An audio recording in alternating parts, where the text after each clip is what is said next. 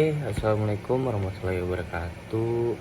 Perkenalkan, nama saya Jedan Rizky Fadila dengan NIM 1010425000037. Saya dari kelas T4 903. Nah, di sini saya ingin menjelaskan tentang bagaimana pengerjaan soal tugas kimia 1. Oke, kita ke soalnya ya. Nah teman-teman, untuk soal nomor 1 itu dia ditanyakan tentang tentukan rumus molekul MsG jika massa molarnya sekitar 169 gram per mol. Nah, MsG itu apa? MsG itu adalah singkatan dari si senyawa tersebut, yaitu monosodium glumate. Ya, nah, setelah itu barulah diketahui kan, di situ diketahui beberapa unsur-unsurnya, ada dari senyawa C, dari senyawa C, dari senyawa H, terus juga dari senyawa O, dari senyawa N-nya dan Na-nya. Nah, di situ berbeda-beda, maksudnya si persennya itu berbeda-beda dari setiap senyawanya. O itu adalah 35,45% lah, seperti itu. Nah, setelah itu presentasi massa itu diubah. Nah, presentasi massa itu setiap unsurnya itu diubah menjadi mol. Nah, menjadi mol. Nah, rumus mol di situ adalah mol sama dengan massa terhadap AR. Nah, AR-nya kok 12 ya? Nah, kenapa AR 12? Karena dari senyawa C itu AR-nya itu adalah 12 dari si gimana ya penyebutannya, dari golongan yang ada, nanti kalian carilah golongan-golongan situ lah, banyak lah teman-teman. Nah, untuk senyawa C itu kita dapat 12. Nah, senyawa C itu dapat 12. Makanya 35,51 dibagi 12. Nah, hasilnya itu 2,95. Selanjutnya sampai seterusnya dari senyawa H. Nah, senyawa H itu akhirnya dapat berapa? Dapat 1. Nah, senyawa 0 ya, senyawa kosong, senyawa 0 itu dia dapat AR nih itu sekitar 16. Nah, kalau N itu dia 14. Nah, kalau Na itu dia 22,9. Jadi teman-teman tinggal hitung aja sisa-sisanya. Nah, itu dibagi-bagi 4,77 dibagi 1 berapa mol. Dapatlah mol senyawa H-nya itu 4,77 juga. Nah, untuk mol senyawa 0 itu dibagi 16 dapatlah 2,36. Dapat 2,36. Nah, setelah itu senyawa N-nya kan, senyawa N-nya itu dibagi 14 juga dapat 0,59. Nah, setelah semua mol setiap senyawanya dapat, kita ambil senyawa molnya itu yang paling terkecil banget. Nah, di situ lihat teman-teman, yang paling terkecil itu ada di N sama Na-nya teman-teman, yaitu ada sekitar 0,59. Nah, kita ambil mol terkecilnya 0,59. Nah, terus diapain? Nah, terus dari senyawa C-nya itu kita ingin mencari rumus empirisnya. Itu bagaimana sih mencari rumus empiris? Nah, jadi mencari rumus empiris itu, nah kita lihat tuh di situ adalah mol terkecilnya. Mol terkecil itu ada 0,59. Nah, setelah itu senyawa C 2,95 dibagi 0,59. Jadi mol senyawa C-nya, mol nih, hasil mol senyawa C-nya kan 95. Nah, itu dibagi sama mol terkecil. Jadi hasilnya C-nya 5 dan seterusnya. Senyawa H juga dibagi sama mol terkecilnya, senyawa 0 dibagi 0 sama mol terkecilnya, N juga dan Na.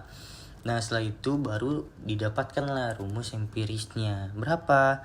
C5, H8, terus juga ada N1, 04 sama Na1. Nah, setelah itu, setelah kita sudah dapat empirisnya, kita cari hitung massa molar rumus empirisnya. Nah, massa molarnya itu tinggal dijumlahkan aja guys, tinggal dijumlahkan ya teman-teman, tinggal dijumlahkan 5 dikali 12 dapat dari mana? Nah 12 itu dapat dari airnya. Air itu kan air dari senyawa si ikan itu 12 ya, 12. Nah lalu tinggal dikali berapa jumlahnya, baru semua nanti udah ada hasilnya, baru ditotalkan lah semuanya, ditotalkan, dijumlahkan. Hasilnya setelah kita jumlahkan tuh dapat 168,9 gram per mol. Nah, jadi maka massa ini, massa yang kita dapat dari massa molar ini tuh sama dengan massa yang ada di soal tersebut begitu. Nah, massa di soal itu berapa? 169 gram per mol kan dari si massa si molekulnya. Sedangkan yang kita cari di rumus empirisnya itu sama 168,9 gram per mol. Ya tinggal dibulatkan saja, yaitu sama juga hasilnya. Nah, maka artinya rumus molekul itu sama dengan rumus empiris. Maka jawaban dari rumus molekul MSG itu sama aja dengan rumus empiris yang kita cari, yaitu C5, H8, N1, terus 04, terus sama NA1. Nah itu jawabannya teman-teman, dan caranya juga dan penjelasannya. Selanjutnya untuk nomor 2. Nah teman-teman, jadi ini adalah soal nomor 2. Oke, nah jadi di soal nomor 2 ini kita membahas tentang stoikiometri reaksi. Nah itu tuh adalah perhitungan hubungan jumlah zat dalam suatu reaksi kimia berdasarkan persamaan reaksi yang sudah ada. Nah jadi di soal nomor 2 itu ada beberapa pertanyaan ya, ada 2 soal, yaitu soal A dan soal B. Nah di soal A itu dia menanyakan massa maksimum dari senyawa 02. Nah untuk di yang B nya itu dia nanyain persen hasilnya atau persen yield namanya ya, yield. Nah yang kita lihat di sini adalah reaksi dekomposisi nitrogliserinnya teman-teman yang ada di situ. Nah itu ada 4 C3H5, terus juga ada N3 sama senyawa 09. Nah itu ada di soal. Nah setelah itu yang kita dapatkan massa nitrogliserinnya itu adalah 200 gram ya teman-teman. Di situ ada tulisan 200 gram dapat dari 2,00 dikali 10 pangkat 2 gram. Nah hasilnya 200 gram. Nah untuk A kita mencari mol nitrogliserinnya. Sebelum mencari mol nitrogliserinnya, kita mencari massa molar dari nitrogliserinnya dulu. Nah, kita dapatkan massa molarnya sekitar 227 gram per mol. Baru setelah itu kita cari molnya dengan rumus massa per massa molar, yaitu 200 per 227. Hasilnya 0,881 mol. Nah setelah itu apa? Kita gunakan perbandingan koefisien reaksi. Kenapa kita menggunakan perbandingan koefisien reaksi? Karena koefisien pada persamaan reaksi menunjukkan si jumlah mol antara reaksi dan produknya itu dalam reaksi ini yaitu ada 4 mol nitrogliserin menghasilkan 1 mol oksigen. Oleh karena itu untuk menentukan jumlah senyawa dari 02 ya teman-teman yang terbentuk dari mol nitrogliserinnya yang diketahui harus digunakan perbandingan koefisien reaksi tersebut. Nah makanya itu saya menggunakan perbandingan koefisien reaksi tersebut. Nah itu ada di 4:1 atau 4 mol nitrogliserinnya menghasilkan 1 mol senyawa 02.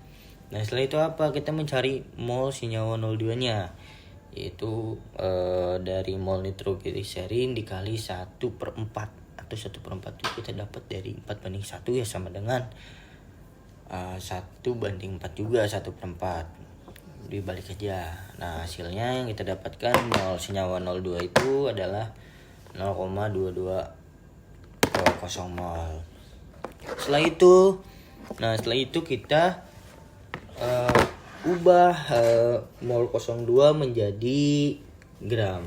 Nah, ubah mol senyawa 02 menjadi gram. Caranya gimana? Dikonversi. Nah, maksud dikonversi apa? Mol 02 ini dikalikan dengan massa molar dari senyawa 02. Nah, massa molar dari senyawa 02 itu berapa? Ada di situ 32. Nah, 32 itu dapat dari mana ya, teman-teman? Mungkin masih ada yang membingungkan 32 itu dapat dari mana. 32 itu dapat dari 16 kali 2. Nah, 16 itu kan termasuk dari si senyawa nolnya, yaitu 16. Emang dari sananya tidak bisa diubah. Nah, 2-nya itu ya tergantung dia pengen 2 atau enggak 3. Kalau misalnya situnya 03 berarti yang kita kalikan harus dengan 3 ya, sedangkan di situnya cuman ada 02 ya teman-teman. Jadi yang dikalikan 16 kali 2 sama dengan 32. Nah, setelah itu kita cari massa dari senyawa 02-nya, yaitu mol dikali massa mol dikali massa ya, mol dikali massa molarnya. 0,220 dikali 32. Nah, hasilnya 7,04 gram. Maka jawaban dari yang A ini, massa maksimum senyawa 02 itu sekitar 7,04 gram ya teman-teman. Nah, untuk yang B-nya itu teman-teman, sebenarnya B-nya itu lebih ke kita mencari persen hasilnya aja teman-teman. Jadi di rumusnya itu, di persen yieldnya itu, rumusnya itu ada hasil nyata dibagi hasil teoritis dikali 100%. Nah, untuk yang nanyain hasil nyata itu apa sih teman-teman? Jadi hasil nyata itu adalah jumlah produk yang benar-benar diperoleh dalam percobaan tersebut. Jadi di soalnya itu si hasil nyata ini dinyatakan tuh sekitar 6,55 gram di soal yang B-nya itu dikasih tahu lah teman-teman. Nah, sedangkan hasil teoritis itu apa? Hasil teoritis itu adalah jumlah maksimum produk menurut perhitungan reaksi. Nah, jumlah maksimum produk menurut perhitungan reaksi itu yang kita dapatkan dari yang sebelumnya, yang si A-nya itu teman-teman. Jadi massa maksimum senyawa 02 itu yang hasilnya 7,04 gram itu dia bisa termasuk dari perhitungan reaksi, dan hasilnya juga hasil teoritis karena maksimum gitu ya teman-teman, karena maksimum. Jadi ya udah tinggal dimasukin aja teman-teman, tinggal dimasukin persen yieldnya 6,5 gram dibagi 7,04 gram dikali 100, maka persen yieldnya, persen hasilnya yang kita dapatkan itu adalah 93,0%, atau yang kita bisa ini 93% saja. Oke, selanjutnya untuk nomor 3. Nah, teman-teman, untuk pembahasan soal 3 itu, soal 3 itu kan disuruhnya tuliskan persamaan ion lengkap atau yang disebut juga ionic equation, dan juga persamaan ion bersih atau neat ionic equation ya teman-teman. Nah, di situ ada beberapa molekul ya teman-teman. Molekul, reaksi molekulnya di situ ada Ag03 Aki, terus juga Na2SOP Aki. Nah, teman-teman yang kalau nggak tahu Aki, Aki itu disebut dengan elektrolit kuat, ya elektrokuat lah. Jadi elektrokuat itu dia bisa diuraikan menjadi sebuah ion. Nah, sedangkan dalam reaksi molekul tersebut, reaksinya sehingga ada Ag2SO4S. Nah, ditambah NaNO3. Nah, kalian yang nggak tahu S itu adalah bisa disebut dengan padatan atau endapan. Nah, padatan atau endapan ini tidak bisa diuraikan ya teman-teman. Jadi ion tidak bisa. Nah, setelah itu kita setarakan dulu. Setarakannya bagaimana? Nah, setarakannya itu ada di 2Ag NO3 Aki plus Na2SO4 Aki. Setelah itu reaksinya Ag2SO4S ditambah 2Na NO3 Aki. Nah, setelah itu kita persamakan menjadi persamaan ion lengkap. Seperti apa menjadi persamaan ion lengkap ya teman-teman? Nah, menjadi 2Ag+. Kenapa 2Ag+? Karena Ag itu termasuk golongan pertama setahu saya tuh. Jadi dia itu +1 Ag itu. Nah, untuk NO3 dia itu -2 NO3 minus. Nah, ditambah 2Na ya 2Na plus 1 ya teman-teman. Terus juga ditambah lagi SO4 -2 karena dia termasuk golongan kedua dengan negatifnya itu -2 setahu saya. Ya kalau nggak tahu ya maaf aja ya teman-teman ya. Setelah itu reaksinya apa? Reaksinya sama seperti awal, Ag2SO4 S ditambah 2Na plus, terus juga ditambah 2NO3 min.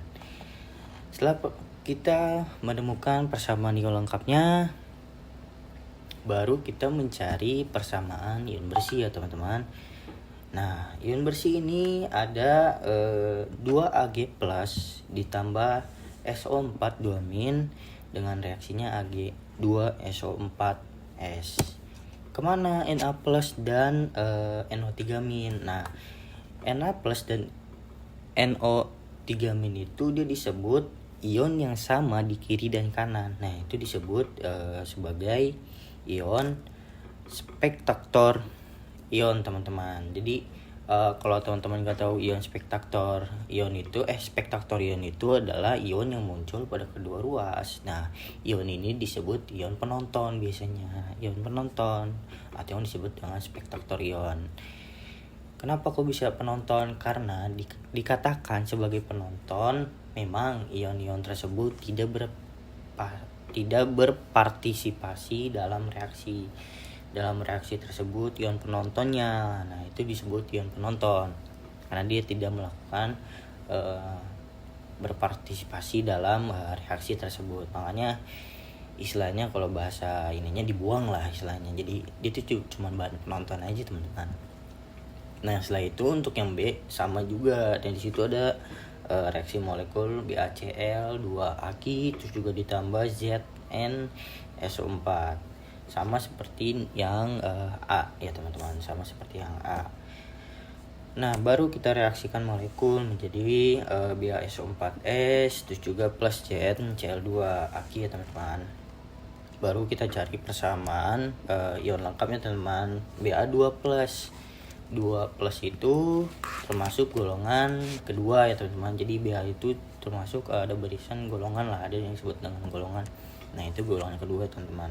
Jadi Ba2 plus ditambah 2Cl min terus juga plus Zn2 plus plus SO4 2 min ya teman-teman. Terus juga direaksikan menjadi BaSO4 plus plus Zn2 plus plus 2Cl min ya teman-teman. Nah, ion penontonnya apa? Zn2 plus dan Cl min. Karena dia menjadi penonton dan tidak bisa ikut berpartisipasi dalam reaksi tersebut. Nah, maka reaksi tersebut adalah Ba2 plus plus SO4 2 min dengan reaksi BaSO4 S. S itu padatan atau endapan yang tadi saya sudah jelaskan di awal ya teman-teman. Nah, untuk yang C itu adalah di molekul NH4 itu dalam kurung dan tutup kurung di situ ada 2 CO3 Aki plus CaCl2 Aki. Berarti kalau Aki berarti dia memiliki elektrolit yang kuat ya teman-teman, yang kuat, jadi dia bisa diuraikan menjadi sebuah ion. Betul sekali, ion ya teman-teman. Setelah itu reaksinya itu ada di C03S plus 2NH4Cl Aki ya teman-teman. Baru di persamaan ion lengkapnya dia 2NH4 plus ya 2NH4 plus CO3 2 min plus 2Ca2 plus 2Cl min dengan reaksi CaCO3S plus 2NH4 plus 2Cl-. Nah, setelah itu ion bersihnya yang menjadi sebuah ion penonton atau yang kita sebut dengan spektator ion itu ada di NH4 plus dan Cl-. Maka reaksinya yang bisa ikut berpartisipasi itu ada di Ca2 plus CO3 2- dengan reaksi CaCO3 aki. Nah, sebelum itu yang untuk teman-teman nggak tahu apa sih persamaan ion lengkap atau yang disebut dengan ion equation, ya ionic equation atau complete ionic equation. Jadi reaksi ini yang menampilkan semua reaktan dan produk secara aktual yang ada dalam larutan tersebut, ya larutan. Nah, sedangkan untuk persamaan ion bersih atau yang kita sebut dalam bahasa Inggrisnya gitu kan, need ionic equation. Nah, persamaan ion yang tidak lagi menampilkan ion penonton disebut persamaan ion bersih. Jadi persamaan ion ini tidak lagi menampilkan ion penonton. Jadi ya udah, yang penonton aja, seperti itu teman-teman. Ya, kita nonton bola ya kita nonton lah, nggak dianggap kayak gitu ya teman-teman. Nah teman-teman, cukup dari saya pembahasannya atau penjelasan materinya, caranya untuk 3 soal tersebut, tugas kimia 1 ya teman-teman. Nah teman-teman nggak perlu khawatir, untuk soal ketiga itu yang ketutup kamera saya dari penjelasan tersebut, karena teman-teman nggak usah perlu khawatir, itu hanya tulisan soalnya saja yang ketutup. Untuk reaksi molekulnya dari A terus B terus C dengan caranya, dengan pembahasannya, ya alhamdulillah nggak tertutup dan juga jelas caranya bagaimana. Nah semoga apa yang saya kasih untuk teman-teman itu bermanfaat ya bagi teman-teman semua, dan juga bermanfaat bagi saya teman-teman. Nah sebelum tutup ya saya mohon maaf bila ada kata salah dalam penjelasan atau pembahasan teori tersebut, itu juga pembahasan caranya bagaimana, ngejelasin caranya bagaimana. Ya mohon maaf aja bila ada salah kata ya teman-teman, mohon dimaklumi ya teman-teman. Nah sekian dari saya Jaydan Rizky Padilla, saya pamit undur diri ya teman-teman, sampai bertemu di lain hari ya teman-teman. Assalamualaikum warahmatullahi wabarakatuh.